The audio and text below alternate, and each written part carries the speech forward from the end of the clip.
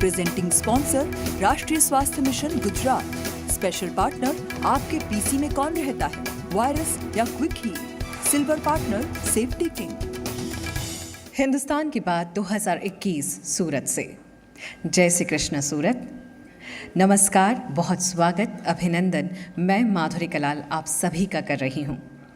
उस धरती पर जो रत्नों की खान है, हमारी धरती माँ को रत्न गर्भा कहा जाता है, यानी इसके गर्भ में रत्नों का अंबार है। और पूरी दुनिया जानती है कि हिंदुस्तान में रत्न गर्भा का दर्जा जिसे सबसे पहले दिया जाता है वो सूरत है। तो एक बार फिर से आप सभी को जय श्री कृष्ण। सूरत में हिंदुस्तान की बात इसीलिए भी महत्वपूर्ण है क्योंकि ये शहर और इस शहर के लोग सामाजिक, आर्थिक और राजनीतिक हर पहलू के लिए सबसे पहले पायदान पर खड़े हैं। इसीलिए आज हम सूरत के बड़े उद्योगपतियों से ये जानेंगे, ये समझेंगे कि जिस नए भारत का सपना हम सब प्रधानमंत्री की आंखों से एक साथ देख रहे हैं, उसे आत्मनिर्भर भारत बनाने की तरफ हम क्या सचमुच सही दिशा में चल रहे हैं। आज के इस कार्यक्रम का जो एजेंडा है वो मेरा सिर्फ ये है कि इस सूरत से निकलकर कैसे देश के आत्मनिर्भर होने का सपना आपकी आंखों से हम देख पाएं। हिंदुस्तान की बात एक ऐसा कार्यक्रम है जिसमें हम आपसे आपकी बात को, आपके संवाद को पूरे देश तक पहुंचाएंगे। और किसी भी कार्यक्रम को कामयाब बनाती है उसकी पूरी टीम, और हम अपने वैल्यूएबल स्पॉन्सर्स को भी अपनी टीम का हिस्सा मानते हैं। इसलिए मैं आगे बढ़ने से पहले एक बार शुक्रिया करना चाहूँगी हमारे स्पॉन्सर्स का। जी हिंदुस्तान, हिंदुस्तान की बात सूरत से 2021 presents Rashtriya Swasthya mission, special partner Quick Heal and silver partner A1 fire safety. आगे बढ़ने से पहले मैं आपको बताऊं कि कुछ मेहमान हमारे साथ वर्चुअली जुड़ रहे हैं।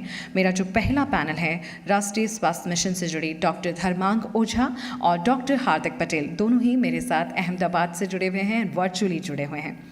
हमें खुशी होती कि सर आप यहाँ होते, लेकिन कोरोना के इस मुश्किल दौर में कई वक्त और कई मौके हमारे लिए ऐसे आए हैं जब हमने वर्चुअल दुनिया को ही अपना लिया है, और ये भी आज के लिए बहुत ज़रूरी है। डॉक्टर धर्मांग ओझा, मेरा सबसे पहला सवाल, क्योंकि जब हम सबसे बड़ी धनराशि की बात करते हैं तो वो हमारा स्वास्थ्य है, क्या हम ये मान लें कि हमें अब कोविड के साथ ही जीना पड़ेगा? आपकी बात एकदम सही है, मैं कहना चाहूँगा, क्योंकि अभी जैसे पहले भी हमने देखा है कि पहले इन्फेक्शियस डिजीज की बात करें तो मलेरिया और टाइफाइड और निमोनिया ये सब बीमारियां थी, उसके साथ हम लोग जीना सीख ही गए थे। बट उसके बाद धीरे धीरे डेंगू आया। जब डेंगू आया तो सबको लग रहा था डेंगू हुआ तो अभी तो कुछ हो ही नहीं सकता, काउंट्स कम हो जाएंगे, अभी इनको बचा नहीं पाएंगे। बट धीरे धीरे उसके सामने भी हमने लड़ना सीखा, कैसे उससे बचना है, अगर हो जाए तो उसकी ट्रीट कैसे करना है, डॉक्टर को कब कंसल्ट करना है। उसी हिसाब से अभी मुझे ऐसा लग रहा है कि एक ये नया disease after swine flu Covid आ गया है कि उसको भी हमें प्रैक्टिकल लेना ही पड़ेगा और एक्सेप्टेंस लेना ही पड़ेगा। मेरा कहने का मतलब ऐसा नहीं है कि हमें कुछ संभालना नहीं है, ध्यान नहीं रखना है, कोविड को होने देना है, ऐसा कहने का मेरा जरा भी मतलब नहीं है।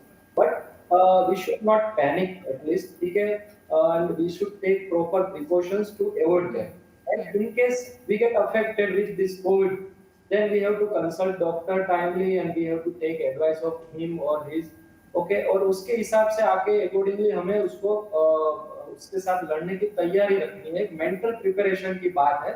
ये ऐसा कहने का जरा भी मतलब नहीं है कि कोविड की फर्स्ट वेव आई, दूसरी वेव आई, तीसरी हमें आने ही देनी है। It doesn't mean like that, but we have to be prepared.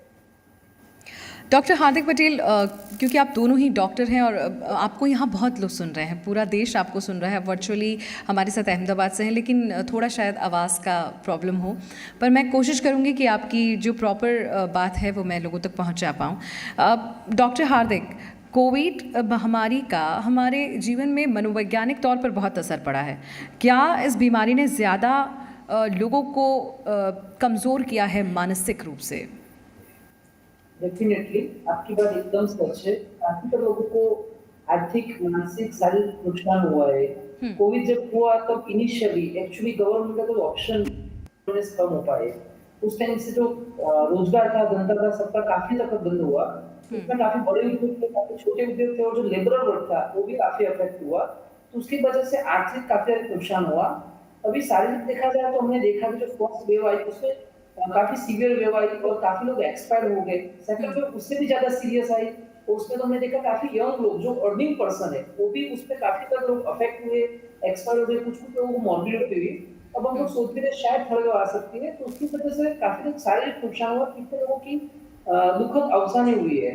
और अगर अपनी बात की जाए कि मानसिक तरीके से तो because of there are certain issues of financial constraint जो हमें बोलता है कि किसी की आर्थिक स्थिति खराब होती है, तब किसी न कहीं किसी को डिप्रेशन में जाना या तो कहीं न कहीं उसका जो फैमिली का अटैचमेंट होता है वो टूटना, उसकी वजह से काफ़ी सारे लोग जो मानसिक रोगों से पीड़ित हुए हैं।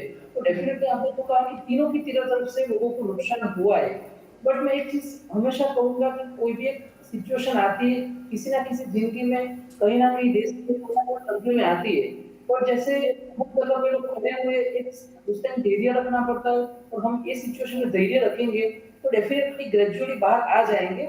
और जैसे सर ने ऐसा बोला कि जो सारे लोग आए वो पैंडेमिक थे कहीं न कहीं पे तो एपिडेमिक्स थे, वो धीरे-धीरे बाहर आ गए। ऐसे इसमें भी अपन अगर न्यू नॉर्मल जिसको बोलते हैं, वो अगर फॉलो करना फिर से स्टार्ट कर देंगे जिसमें सोशल डिस्टेंसिंग है, मास्क एप्लीकेशन है और सैनिटाइजेशन है, तो देखिए अपन ग्रेजुअली हम लोग बाहर आ जाएँगे और अच्छी ज़िंदगी की ओर बढ़ पाएँगे और अपना देश डेफ़िनेटली तरक्की कर पाएगा। हुँ। कोविड एक ऐसी समस्या है या ऐसी महामारी है जिसने पूरे देश में एक टेंशन पैदा किया है और मुझे लगता है कि न सिर्फ डॉक्टर्स को इसकी चिंता है बल्कि पूरा हर जनमानस चाहता है कि हम इससे कब जल्दी से जल्दी बाहर निकल पाएँ, हम कैसे नए रास्तों को अपनाएँ और ठीक हो पाएँ। और इसी कड़ी में जब वैक्सीनेशन की शुरुआत हुई तो हर किसी को एक राहत की सांस मिली। डॉक्टर धर्मांग, आप क्योंकि गवर्नमेंट से भी कनेक्टेड हैं, अभी इस वक्त पे गुजरात में मैं बात करूं तो कोविड वैक्सीनेशन ड्राइव की क्या सिचुएशन है, क्या स्थिति है, मौजूदा आंकड़े कहां तक पहुंचे हैं?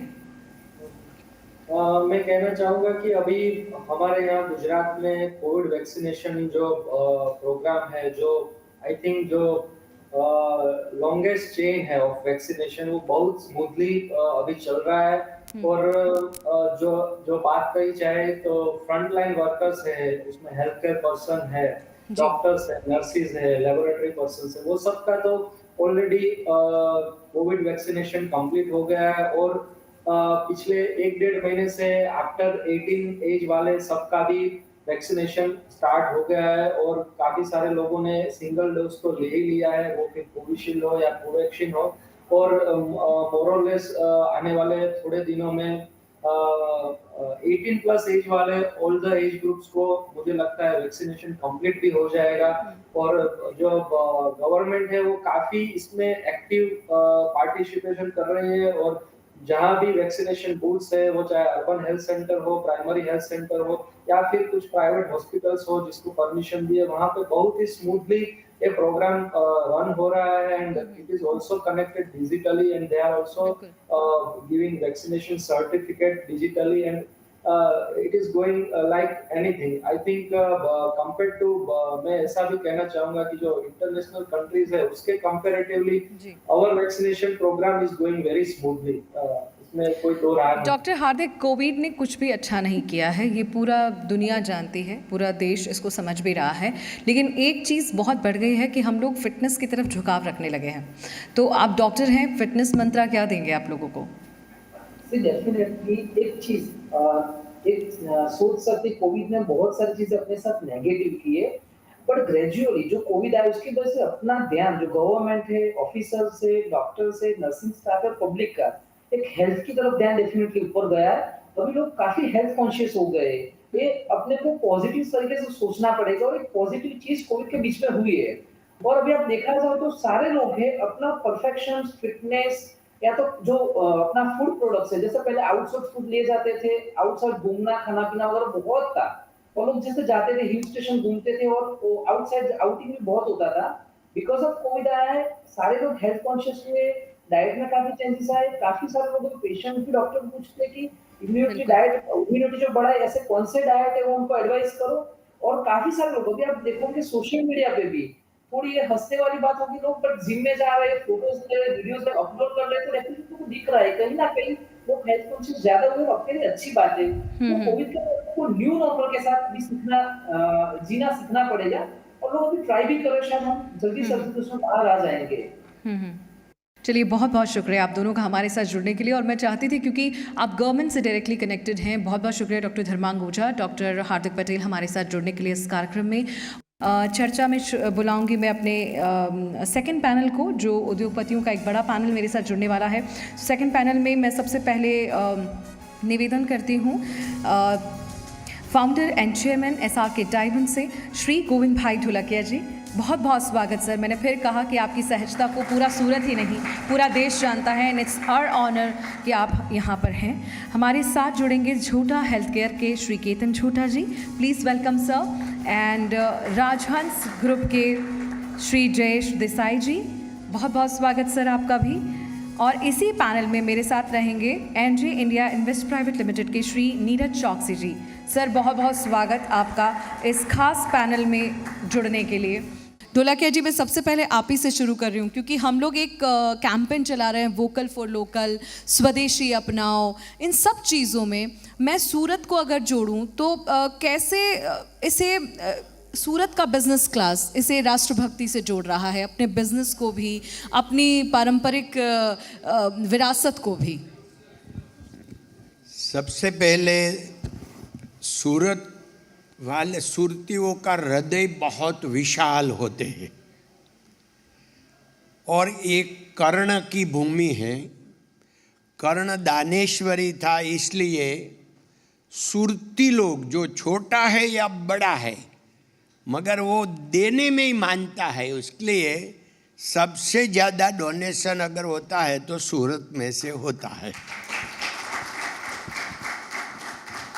बिजनेस क्लास के लिए चैलेंजेस क्या हैं? झूठा जी आप मुझे बताइए कि जब हम चैलेंजेस की बात करते हैं तो एक सूरत का व्यापारी कौन से ऐसे चैलेंजेस हैं जो अभी भी देखता है, जिसको लगता है कि संभावनाएं इसमें ज़्यादा थी, जहाँ पे काम होना चाहिए था?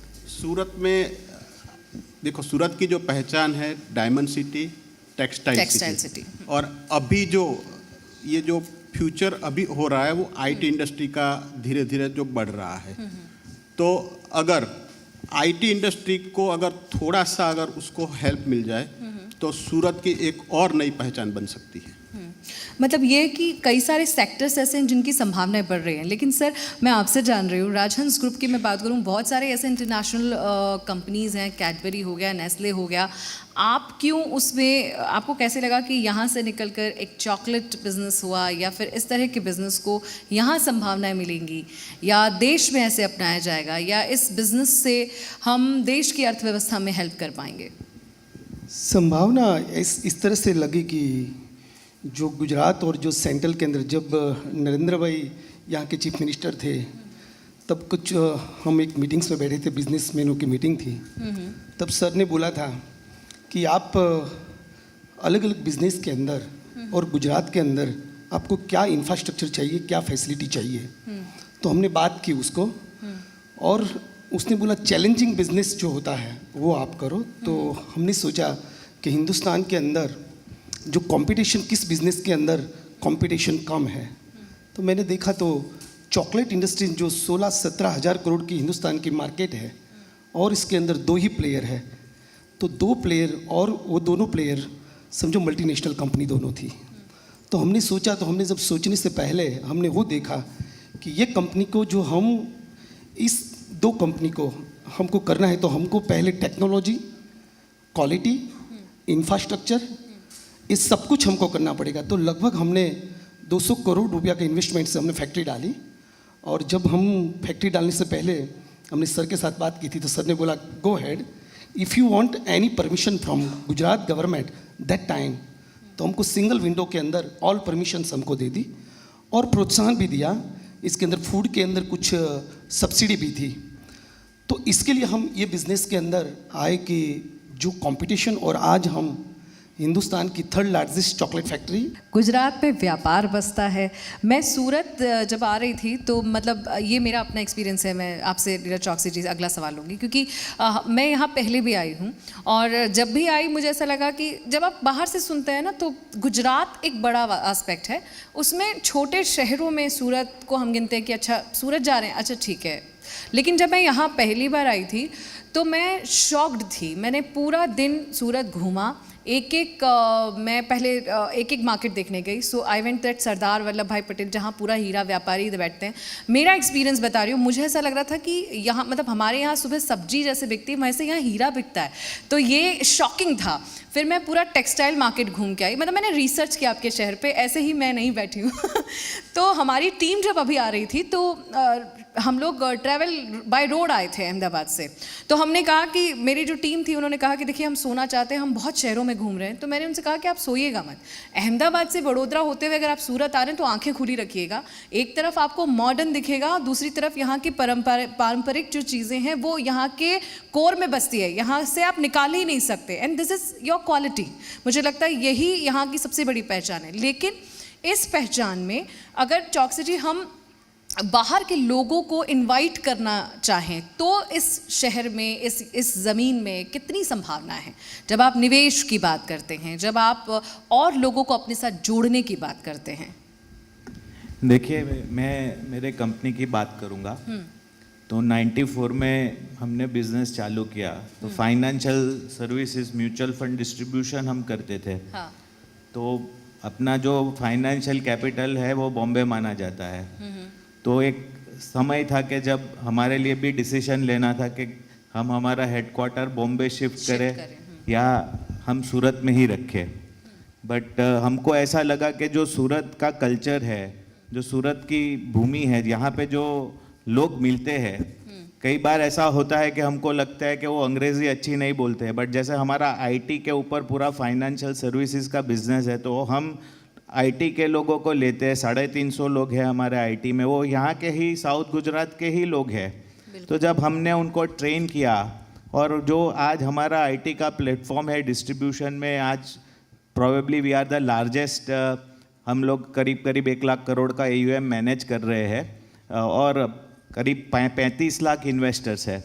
तो मुझे ऐसा लगता है कि सूरत कई सिटीज़ से कंपैरिजन में ऐसी एक पर्टिकुलर जगह है जहाँ पे अगर आप कोई भी चीज़ सोचो तो वो अपॉर्चुनिटी को आप कन्वर्ट कर सकते हो। बिजनेस एनवायरनमेंट इतना अच्छा है, लोग सब अच्छे हैं। बिल्कुल।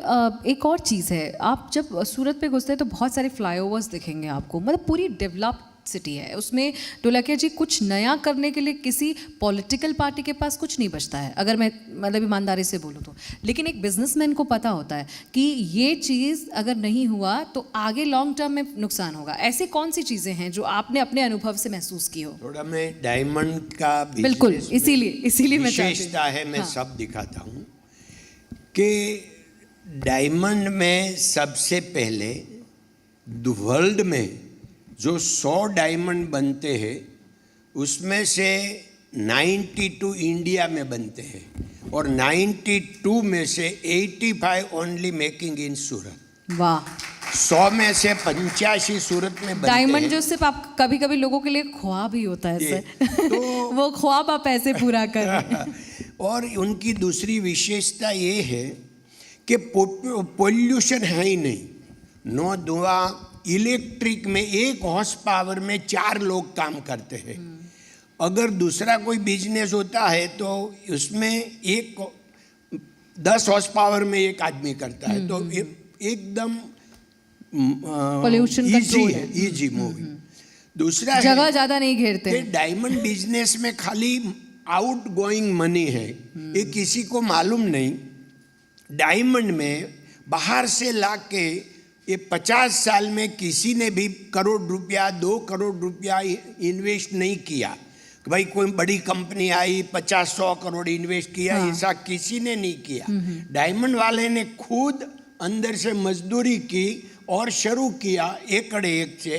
ऐसे डायमंड बिजनेस बढ़ा। दाखला तरीके मैं हूँ तो मैंने 6 साल फैक्ट्री में काम किया 1964 to 70 में 3 मित्र ने मिलकर शुरू किया। आज हमारा कारोबार 1.3 बिलियन का 10,000 करोड़ का है। ये होता है असल आत्मनिर्भरता का एक उदाहरण। और ढोलकिया जी, मैं सच कह रही हूँ, आपकी सरलता, आपकी सहजता की बहुत मिसालें दी जाती हैं और ये मैं देख रही हूँ साक्षात। So wonderful sir. ये तो क्या है कि डायमंड एक ऐसा है कि डायमंड में से हमारे सूरत में कहीं लोग दूसरा सब बिजनेस में, रियल एस्टेट में गए, टेक्सटाइल में गए, मगर ये खाली आउट गए। जैसे चिंतामणि, तो डायमंड में से पैसा आता ही रहता है, किसी ने डायमंड में डाला नहीं। और डायमंड में जो लोग काम करते हैं पूरा विश्व में, ये सबसे अच्छे विश्वासु लोग हैं। अभी अभी जो कुछ हुआ, डायमंड का नाम बिगड़ा, ये तो तक साधु लोग आए थे। तो 40 साल ऐसा गया डायमंड में कि उनका बैक डेप्थ था वो खाली 0.2 था 40 साल तक। ये अभी जो लास्ट 5-10 इयर्स में हो गया, उससे नाम डायमंड का बिगाड़ा। डायमंड वाला लोग इतना अच्छा है कि वो गलत कर ही नहीं सकते। मैं आपके पास आ रही हूँ केतन भाई।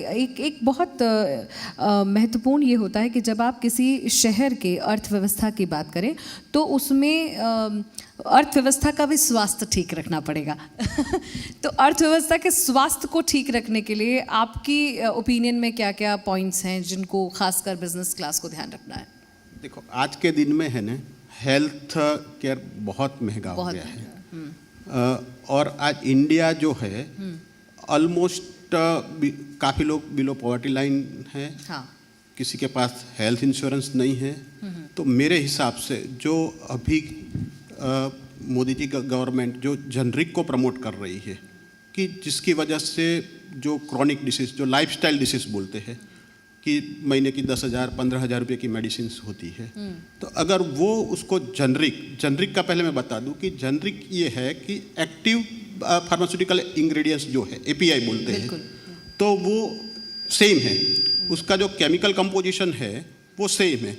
तो अगर गवर्नमेंट ने काफ़ी इनिशिएटिव भी लिए हैं कि अगर डॉक्टर जनरिक प्रिस्क्राइब करे तो लोगों का काफ़ी पैसा बच सकता है, और ये जो फाइनेंशियल जो प्रॉब्लम है वहाँ से काफ़ी अच्छा वहाँ से सुझाव निकल सकता है। ये सुझाव बहुत काम की चीज़ है, क्योंकि अभी जब हम इतना मुश्किल दौर में हैं जयेश जी, अगर हम कोविड की खास कर बात करें तो ऐसे में, क्योंकि आप खुद एक ऐसे बिज़नेस की बात कर रहे हैं जिसके बारे में लोग सोचने से, मतलब शुरू करने से पहले तो 100 बार सोचेंगे, लेकिन आपने इतनी मजबूती से कहा कि आज हम 3rd लार्जेस्ट पायदान पर हैं। तो क्या कोविड के टाइम पे आपने जो एम्पायर खड़ा किया उसको भी एक धक्का लगा? कोविड से शुरुआत के अंदर में जो पहला लॉकडाउन हम समझे तो सब लोग, चाहे डायमंड इंडस्ट्रीज हो, टेक्सटाइल हो या फार्मा हो, एनीवे पहले 10 दिन सब लोगों को बहुत ऐसा लगा कि अभी क्या होगा। धीरे धीरे जो अच्छे बिजनेसमैन था, जिसके पास विजन था, वो सोचता था, तो उसने 1 by 1 क्या था कि ये एकदम नई चीज़ थी। कोरोना सुना नहीं था, कोरोना से क्या होता है, अब किस तरह की उसकी मेडिसिन नहीं है, ये है, ये सब दिमाग के अंदर घूम रहे थे। लेकिन जो एक बिजनेसमैन के साथ जो इंटेलिजेंसी थी लोगों में, वो बिजनेसमैनों ने सोचना शुरू किया कि क्या होने वाला है, क्या नहीं। 10 दिन उसने सोचा, और मैं मानता हूँ सक्सेस बिजनेसमैन जो कोई भी होता है उसको सोचता है तो फिर उसको रुकता नहीं, और सब वो रिस्क लेता है। हाँ, वो रिस्क लेता है। तो उसके लिए उसके दिमाग में चल गया कि अब इसका ये होने वाला है। किसी ने X गैस किया, किसी ने Y गैस किया। इसकी तरह से जब लॉकडाउन खुला, इससे पहले सब लोगों का प्रिपरेशन तैयार था। जो बड़ी बड़ी इंडस्ट्रीज लेके जो बैठे, अब समझो मेरी कंपनी में लगभग 4,500 एम्प्लॉयज़ कंपनी में काम कर रहे हैं। तो हमने उसके CEO को बुलाया, प्रेसिडेंट, वाइस प्रेसिडेंट। जब जैसे हमको 2 घंटा 1 घंटा छूट मिलती थी तो बुलाया, उसकी राय समझा, हमने हमारा थॉट शेयर किया। हमने सोचा कि कोरोना से अभी यही चीज़ है, हमको क्या ख्याल रखना है। लेकिन हम 10 लोग जो है कंपनी के अंदर, वो अपनी कोर टीम है, और अपने को इस 4,500 लोग को संभालना है। और 4,500 लोग के अंदर जो आत्मविश्वास, सेल्फ कॉन्फिडेंस जो बढ़ेगा, तो इसके अंदर स्टेट में एक राजंस की ओर से एक मैसेज जाएगा। जब स्टेट में जाता है तो कंट्री भी देखेगा, क्योंकि अपनी नेशनल लेवल की कंपनी है। इसके लिए हमने सोचा और किया, और हमने बहुत अच्छी तरह से उसको डिमोटिव नहीं किया हमने, और हम उसको सैलरी कंटिन्यू हमने उनको पे किया। 1 दिन का हमने सैलरी भी नहीं काटा, न तो कुछ हमने किया। हमने वर्क फ्रॉम होम दिया, जो ज़रूर थी जो वो उसको हमने ऑफिस पे बुलाया और एक स्ट्रिक्ट लेवल से हमने फॉलो किया कोविड गाइडलाइन और चालू किया। डॉक्टर जी, लेकिन इसमें सबसे बड़ी चीज़ होती है जब आप प्रदेश की औद्योगिक विकास की रफ्तार की बात कर रहे हैं और किसी इन्वेस्टमेंट की बात कर रहे हैं, तो सबसे इम्पॉर्टेंट है वो ट्रस्ट बिल्ड करना। वो ट्रस्ट बिल्ड करना इस कोविड के टाइम पे कितना चुनौती भरा था, वो बरकरार रहे? देखिए, ट्रस्ट बिल्ड करना कोविड हो या ना हो, कोई भी टाइम पे चुनौती भरा ही रहता है। और उसके लिए क्या है कि बहुत ज़्यादा पेशेंस चाहिए। और जब हमें बहुत ऐसी टेम्पटेशंस आ जाती है बिजनेस के अंदर कि गलत करने में शॉर्टकट दिखता है, हाँ।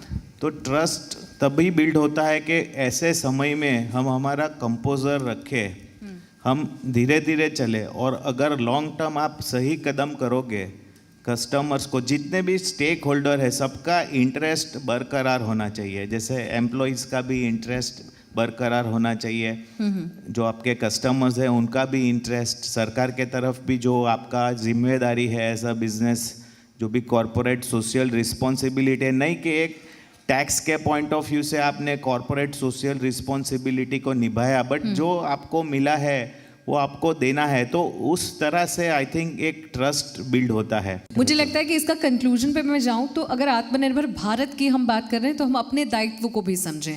सिर्फ सरकार के कर्तव्य पर हम ब्लेम करें कि सरकार की जिम्मेदारी थी, उन्होंने ये किया, उससे बेहतर है कि हम अपने दायित्व को समझकर अगर हम खुद आत्मनिर्भर होने का संकल्प लें तो शायद एक आत्मनिर्भर भारत की तस्वीर को हम समक्ष देश के सामने रख सकें।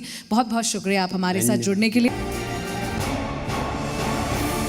जब हम सूरत की बात कर रहे हैं तो सूरत से भी ये संवाद जाना चाहिए कि कैसे बड़े ग्रुप ऑफ हेल्थ यहाँ पर काम कर रहे हैं। मेरे साथ इस नेक्स्ट पैनल में जुड़ने वाले हैं doctor Nirmal Chordia, Nirmal hospital founder and director. बहुत बहुत स्वागत सर आपका, बहुत बहुत स्वागत, अभिनंदन। और फिट मंत्रा के ऑनर डॉक्टर अमानत कागजी मेरे साथ इस चर्चा में रहेंगे। और मैं डॉक्टर अमानत को देख के मैं कह सकती हूँ कि जब आप फिट मंत्रा की बात कर रहे हैं तो आई थिंक ये एक अच्छा कॉम्बिनेशन होगा डॉक्टर निर्मल एंड अमानत जी का।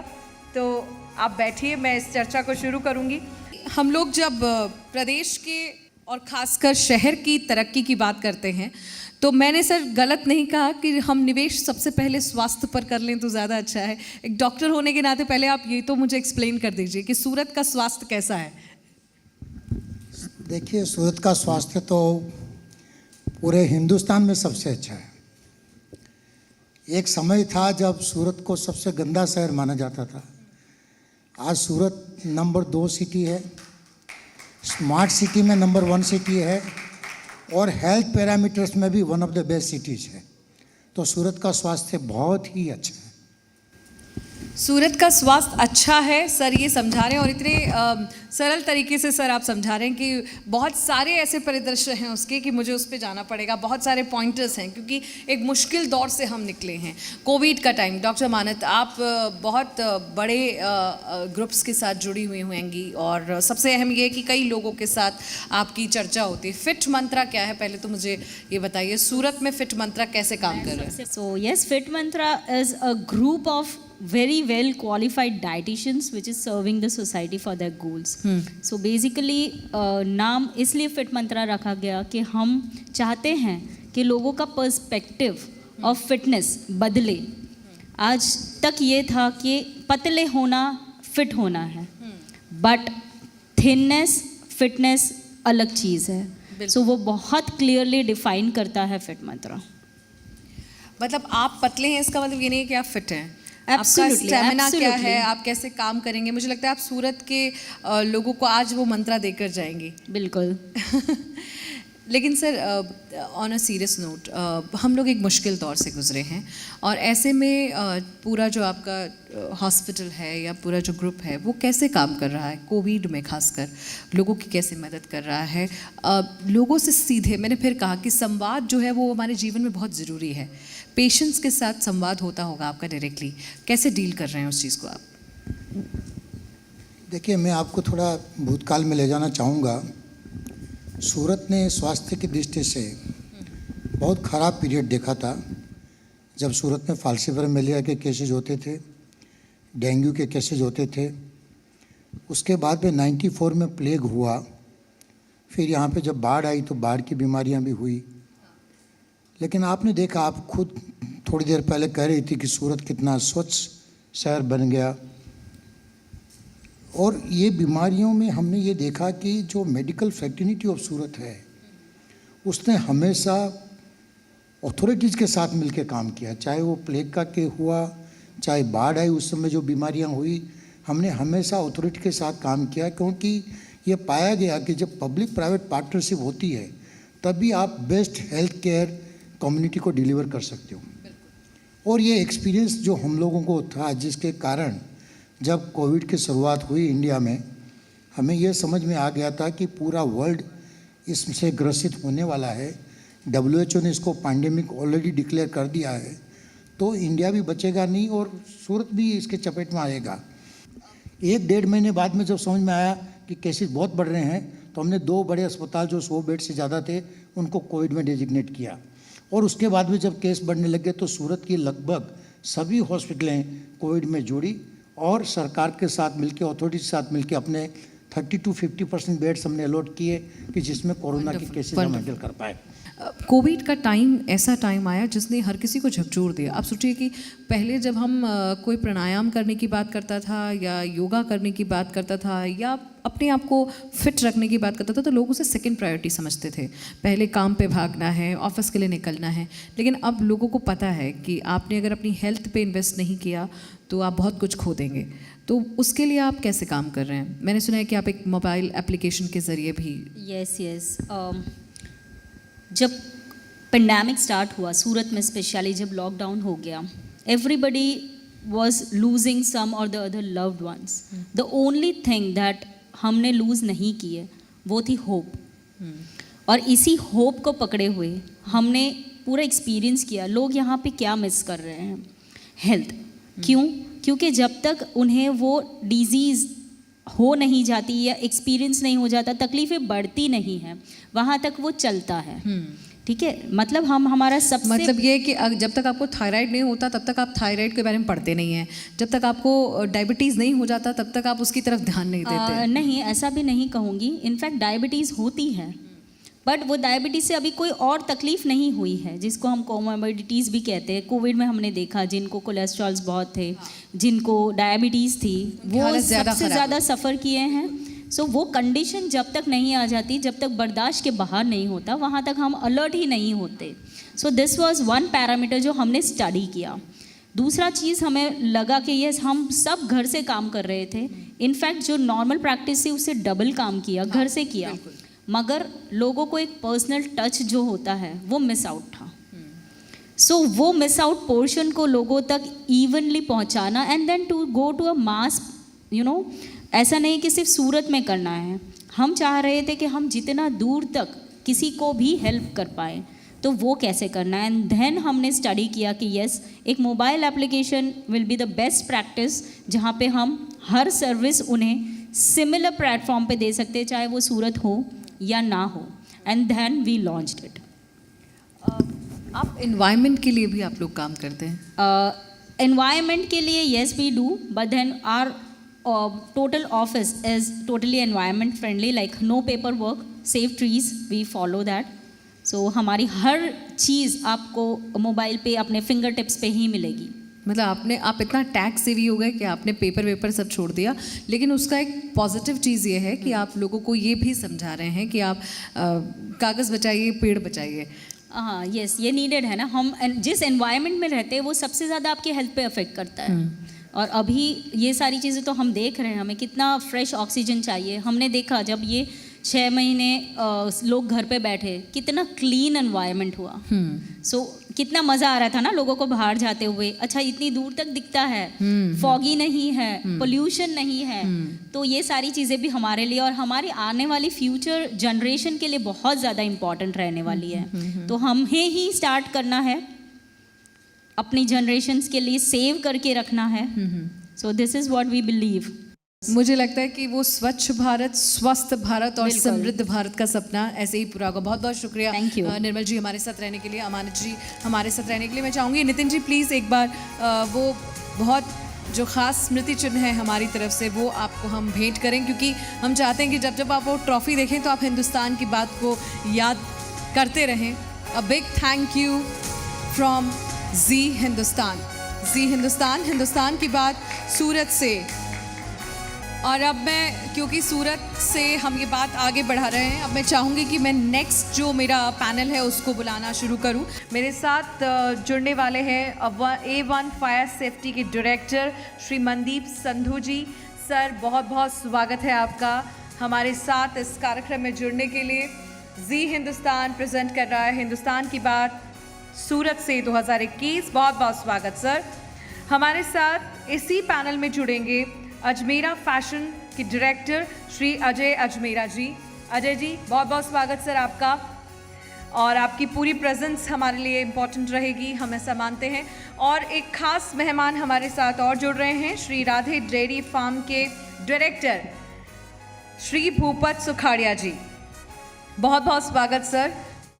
प्रदेश की अर्थव्यवस्था की बात करते हैं तो आप अपने ही घर से ही शुरू कर सकते हैं किसी शहर को मजबूत बनाने के लिए उसको, क्योंकि आप फायर सेफ्टी की बात कर रहे हैं सर, तो मैं चाहूँगी कि पहले यहाँ इस शहर की बात करते हैं। यहाँ की क्या क्या डिमांड्स हैं, इस शहर की डिमांड्स बताइए, इस शहर के चैलेंजेस बताइए। ऐसा है, सूरत में अभी तो कोई ऐसी डिमांड रही नहीं, क्योंकि लास्ट 2 इयर्स में सूरत फायर सेफ्टी के अंदर पूरे देश के, पूरे वर्ल्ड वाइड बहुत अच्छा काम कर चुका है। और हम लोग यूनिवर्सल बहुत सारी फायर सेफ्टी के अंदर डेवलपमेंट कर चुके हैं, और पूरे देश के अंदर सबसे बेस्ट सूरत के अंदर ही फायर फाइटिंग सिस्टम्स लगे हैं। और हमारा जो सूरत म्यूनसिपल कॉरपोरेशन है लास्ट 2 ईयर से इसके ऊपर बहुत शिद्दत से लगा हुआ है। फायर सेफ्टी के लोगों को काम करवाने के लिए बहुत सारी गाइडेंस चल रही है। एनओसी के लिए उनके ऊपर बहुत सारा दबाव दिया जाता है कि आप काम करवा के एनओसी रखो। तो हमारे शहर के बहुत लोगों ने इसके ऊपर अच्छे से काम करके एनओसी ले चुके हैं, और मुझे बड़ा प्राउड है कि फायर सेफ्टी के अंदर में पूरे इंडिया में फायर सेफ्टी में सूरत पहले नंबर पे है। सूरत पहले नंबर पे है। और देखिए कितने बदलाव की ज़रूरत होती है हमें, मतलब घर हुआ, ऑफिस हुआ, हर जगह इस चीज़ की ज़रूरत है, क्योंकि ये मुझे लगता है वो बुनियादी सुविधाओं में से एक है। जब हम किसी नए घर को बनाते हैं तो सबसे पहले डिमांड होती है कि यहाँ फायर सेफ्टी है या नहीं। हम किसी ऑफिस की बात करें तो वहाँ पे फायर सेफ्टी है कि नहीं। इवन जब हम होटल में पहुँच के इस बैंक्वेट में एक प्रोग्राम कर रहे हैं तो भी हमें पता है कि यहाँ फायर सेफ्टी होगा। सो ये वो चीज़ें हैं जो बुनियादी चीज़ों में से आती है। मेरा फैशन कैसे इस शहर के लिए काम कर रहा है, आप लोगों की जो चैलेंजेस हैं या जो रोड मैप है या जो प्लेटफॉर्म है वो कैसे इस शहर के लिए इम्पोर्टेंट बन रहा है? बात करूं अगर मैं हमारे सेक्टर की, कपड़े की, तो सूरत 1 नंबर पे है, हिंदुस्तान में ही नहीं पूरे वर्ल्ड में। आज अगर सिंथेटिक की बात करें बिल्कुल, तो यहाँ के अलावा सिंथेटिक, यहाँ से 100 किलोमीटर भी आगे अगर आप जाते हैं तो सिंथेटिक कहीं बन नहीं सकता है। दूसरी चीज़, अगर पूरे हिंदुस्तान में अगर कपड़े की कहीं भी किसी ने शॉप करी है तो सूरत के बगैर उसकी क्या बोलते हैं गति पॉसिबल नहीं है। उसको सूरत तो जुड़ना ही पड़ेगा।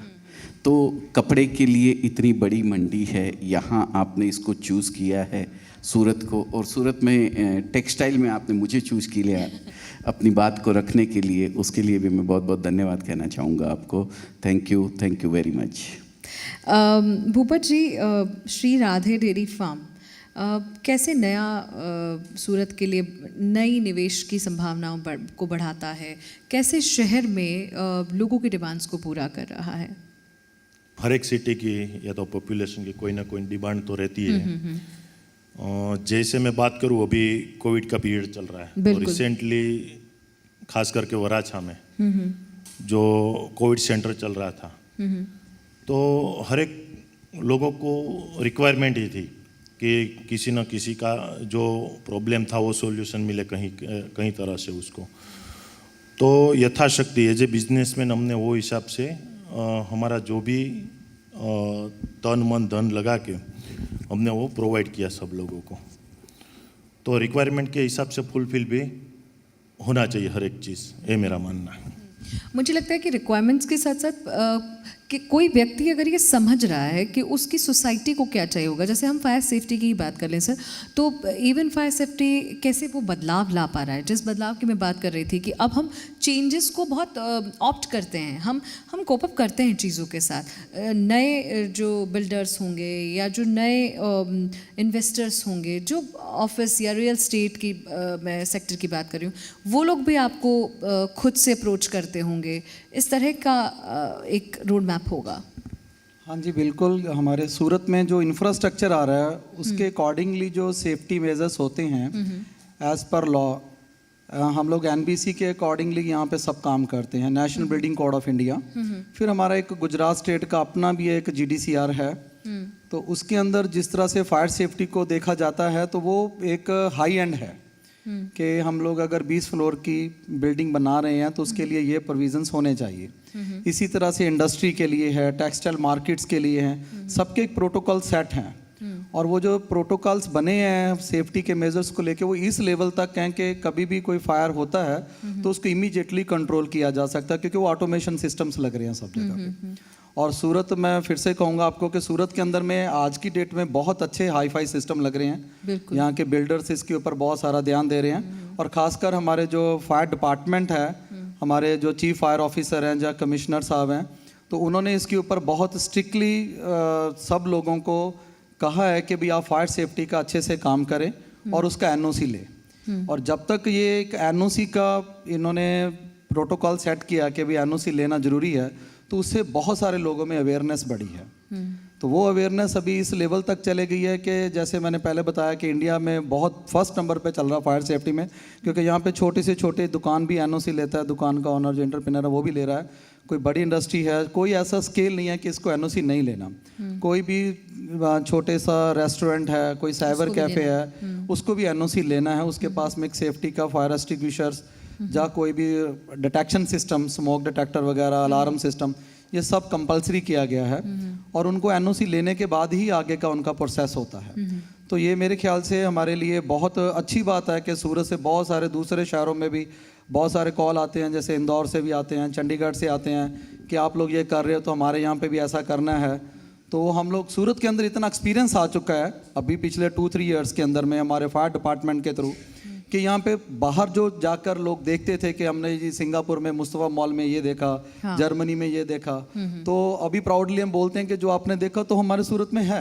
तो मतलब ये मैं कहूँ कि वो आत्मनिर्भरता वाला जो सपना है, बिल्कुल, वो आप बिल्कुल पहले, आज से कुछ समय पहले चाइना से इंपोर्ट करते थे कुछ लोग, लेकिन पिछले 3-4 ईयर से जब तक ये मोदी जी ने शुरू किया है आत्मनिर्भर का, तो बहुत सारी चीज़ें यहाँ पे मैन्युफैक्चर होने शुरू हो गई हैं, पहले नहीं होती थी। और पहले बाहर की चीज़ों पे ज़्यादा बिलीव भी होता था, लेकिन जैसे जैसे इसका यूज़ बढ़ा है सेफ्टी के अंदर, तो लोकल इतनी बहुत सारी कंपनियां इसमें आई हैं, बहुत सारे लोग इसमें, सूरत के अंदर ही कम से कम मेरे ख्याल से 50+ कंपनियां जो इसके अंदर में काम कर रही हैं। वाह, वंडरफुल। जबकि किसी शहर में 1-2 कंपनी से ज़्यादा नहीं होता। यही चीज़ अगर मैं सर आपसे पूछना चाह रही हूँ, क्योंकि एक 1.5-2 साल का मुश्किल दौर हमने देखा है, और सूरत में आपने ठीक कहा कि सिंथेटिक यहाँ से 100 किलोमीटर में भी आपको नहीं मिलेगा, फिर जो सूरत में है वो नहीं मिलेगा। तो वो जो बिज़नेस है उसको कोविड ने कितना तोड़ा, और फिर उसके बाद मजबूती से खड़े होना कितनी बड़ी चुनौती रही? देखिए, मोदी जी ने अभी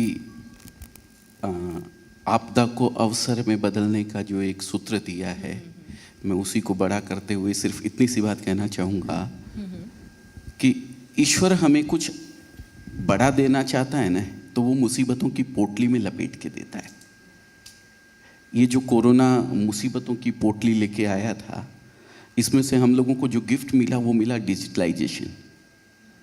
आज हम लोग सूरत में 50,000 मैन्युफैक्चरर हैं, पूरे ऑल ओवर वर्ल्ड में कपड़ा जाता है, और अभी कोई भी ट्रेन वगैरह कुछ भी चालू नहीं है। इतना जो इधर से उधर आते हैं व्यापारी वो नहीं आ रहे हैं, लेकिन आज भी व्यापार चालू है हमारा। कपड़े के जितने व्यापारी है वहाँ से बैठे आज व्हाट्सएप के ऊपर या ऐप बना ली है सबने, वहाँ पे वो डिजाइन देखते हैं और अपना पूरा व्यापार आज भी चालू। भूपा जी, क्योंकि मैं जिस पारंपरिक विरासत की बात कर रही हूँ उसमें उद्योग भी आते हैं, ऐसा है कि पारंपरिक उद्योग से आगे नहीं बढ़ रहा सूरत, ऐसा है? या हो सकता है कि मैं गलत हूँ, लेकिन एक कॉमन सी यहाँ पर चलन है कि हमारा तो पुराना धंधा है, हम लोग यही करते आए हैं। तो नए बिजनेस में या नए स्टार्टअप्स में, मैं इसलिए आपको पूछूँ बिकॉज यू यंग, आप नई तरह की चीज़ में आगे बढ़ रहे हैं, तो नए बिजनेसेस में जाने से क्या लोग कतराते हैं या अपने बच्चों को उसमें भेजने से कतराते हैं? नहीं, ऐसा ज़रूरी नहीं है, वो हमारे ऊपर डिपेंड है। जैसे कि मैं मेरी बात करूँ तो मेरे फादर फार्मर्स थे, मैं फर्स्ट जनरेशन बिजनेसमैन हूँ अभी, और मेरे बच्चे की बात करूँ तो वो तो अभी 2.5 साल का है। तो हमारे में वो पैशन होनी चाहिए कि हम कोई भी बिजनेस करते हैं।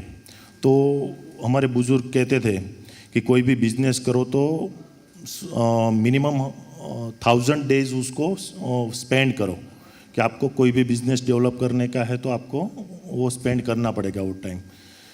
तो वो हर एक के ऊपर डिपेंड है वो सब चीज़ें, कि कैसे उसको आगे डेवलप किया जाए। मुझे लगता है कि जब आप अपने घर में तरक्की के लिए पॉजिटिव होते हैं तो आप अपने शहर को, अपने समाज को, अपने प्रदेश को, और प्रदेश से आप देश की अर्थव्यवस्था में उतना ही योगदान और उतनी ही भागीदारी निभा रहे हैं। एम आई राइट? हाँ जी, बिल्कुल बिल्कुल। यहाँ पे ना फाइनेंशियली कंपटीशन कम है, ग्रोइंग कंपटीशन ज़्यादा है। That's wonderful. और मुझे लगता है कि सूरत की ये क्वालिटी उसे सबसे अलग बनाती है। और जब हम हिंदुस्तान की बात कर रहे हैं, so thank you so much आप लोगों का हमारे साथ जुड़ने के लिए। वोट ऑफ थैंक्स के लिए मैं नितिन डब्बू जी को एक बार स्टेज पे इनवाइट करूं। आज हिंदुस्तान की बात सूरत से हुई, हमने काफ़ी विचारों का आदान प्रदान किया, काफ़ी मान्यवर व्यक्तियों ने अपने पूरे विचार, यहाँ पे एक तरह का नया अनुभव हमें प्राप्त हुआ। और मैं चाहता हूँ कि ये सूरत का जो जज्बा है, ये सूरत का जो जोश है, वो हमेशा बरकरार रहे। और मैं पूरा शुक्रिया करना चाहता हूँ आज के सारे पैनलिस्ट का, और उनके जो मौल्यवान विचार है जिनका मोल किया नहीं जा सकता, जो आज सब जनता के सामने रखे। और मैं शुक्रिया करना चाहूँगा मेरे पूरे क्रू, मेरे टीम का, एंड इसी के साथ इस प्रोग्राम की मैं सांगता करना चाहता हूँ। Thank you. बहुत बहुत शुक्रिया, बहुत बहुत थैंक यू आप सभी का हिंदुस्तान की बात 2021 सूरत से में पधारने के लिए। बहुत बहुत शुक्रिया।